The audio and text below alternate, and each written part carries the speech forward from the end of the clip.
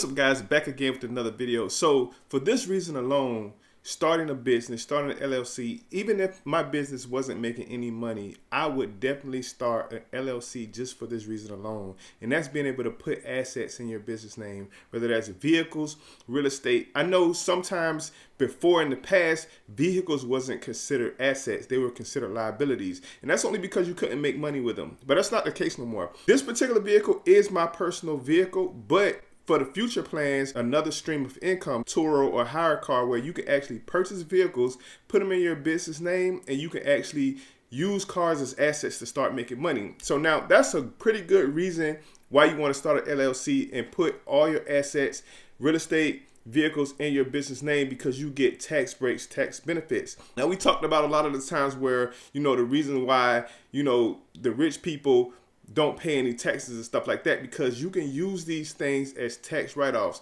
So I did a video on the car that I purchased, right? I purchased a 2021 Lexus ES 350 F Sport type, right? Now, that particular car, I drive Lexus specifically because they hold their value like no other. Even before the inflation, I never was upside down on my car. What I mean by being upside down, if you're familiar with car terms, is that, you owe more on the car than the car's actually worth. So let's take a look at the car real quick. So this right here, this is actually my car, right? This is my brand new, I had it for about 6 months now, but this is my car. You can go take a look at it if you want to, the actual video that I made on it. This is a 2021 Lexus ES 350, right? It has the red interior. I bought it brand new, right? Now, if you put this car in your business name, if you put this car in your business name, what is the benefits for putting a car like this in your name?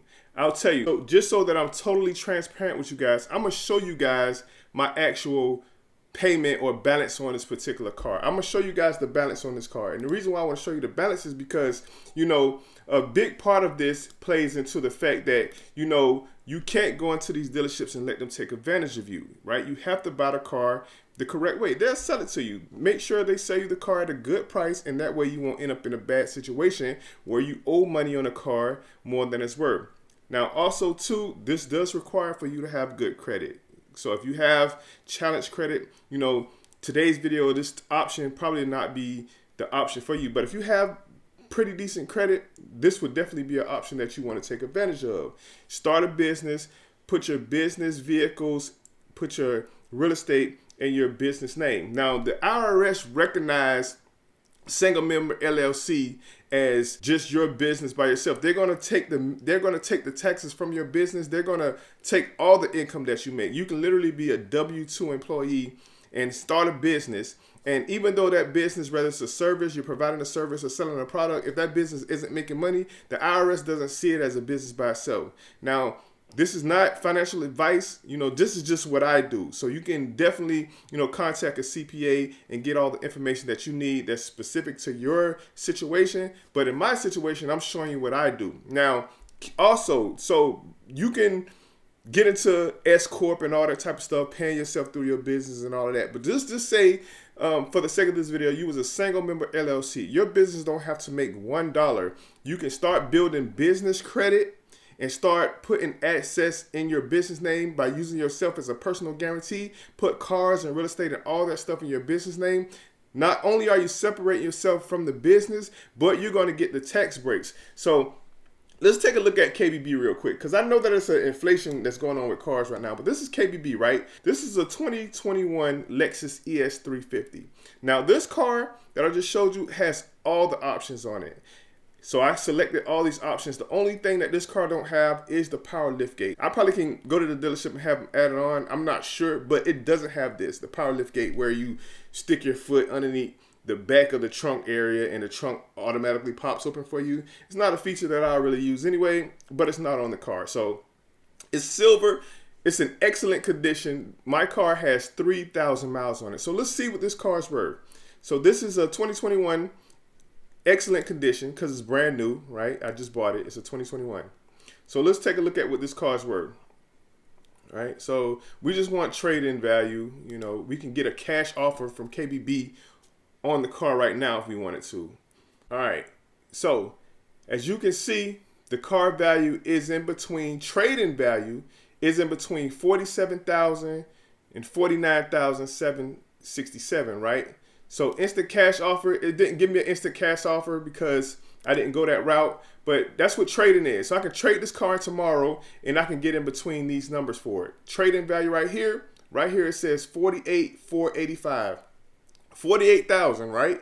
Private party.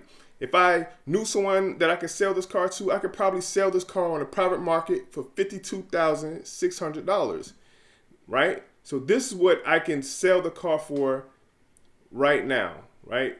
If I sold it myself. All right, so now that you guys seen, what the car is worth by checking the Kelley Blue Book on the car, let's take a look at my actual balance due on this particular vehicle, right? All right, so I'm gonna pull this here up on my phone real quick. So let's just pull this up here on my phone, and as you can see, this is what I owe on the car right now. $46,254 is what I own this car. And as I just showed you guys, if we take a look at the KBB, we're gonna go back to it real quick, just so you guys can see. Take a look at the KBB, right? 52,000. So I owe less than what the car's actually worth. That's the point of this. So I owe actually what the car is worth. So now the benefits of putting cars in your business name is that, that money that I owe, the balance that I own the car, doesn't show up on your personal credit as debt when you purchase the vehicle. The car is under the business name. It's not showing up under your personal credit as debt. And also, it's a tax write-off. It's a tax deduction when you purchase vehicles. Now, you can't write off the full amount because the vehicle doesn't weigh 6,000 pounds, but it's other options. Like you can lease the vehicle and write off the payments of the car. You can write off every single payment because it's a lease and you're using it for 50% or more of the business.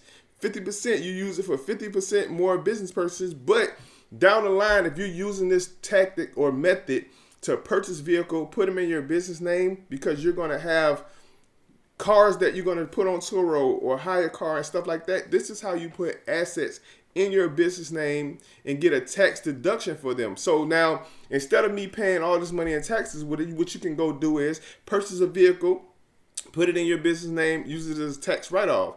Even if your business is not making money. Now, if you are a W-2 employee and you had a business, if you're a single member LLC, they're going to count all the money that you make that you brought in from your business, all your losses. So if you purchase a vehicle, you write off the amount of the vehicle, or you have lease payments, you write off the total amount of your lease. That's going to go on your taxes as deductions, which is going to lower your tax liability. So check with your CPA, make sure you apply these methods, and this is how you take advantage of owning your own business by starting an LLC and putting your assets like real estate and vehicles in your business name. So to take advantage of the tax deductions that I have available to me by being a business owner. So you can purchase vehicles, you can purchase real estate. By me having a trucking company, that truck is over 6,000 pounds. So it's a tax write-off. When you buy equipment like trailers and everything that you need for your business, for those of us that are in the trucking business, all of these things are tax deductible.